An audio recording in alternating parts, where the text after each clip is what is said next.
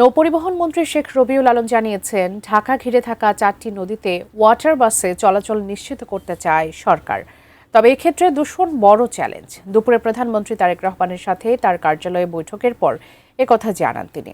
এ সময় ঢাকা উত্তর সিটির প্রশাসক শফিকুল ইসলাম খান জানান, নদী দূষণমুক্ত করার নির্দেশ দিয়েছেন প্রধানমন্ত্রী তারেক রহমান।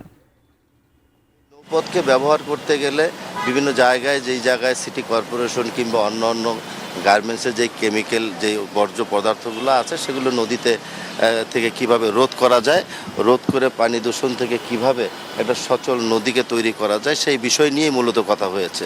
বেশি সংখ্যক ওয়াটারবাস যদি আপনি নামাতে চালু করেন তো তার যে ব্যয়, তার সাথে যে রিটার্ন, এটার একটা আছে, আপনার লসের নিশ্চিত লস আছে, তখন আবার উৎসাহিত হচ্ছে না।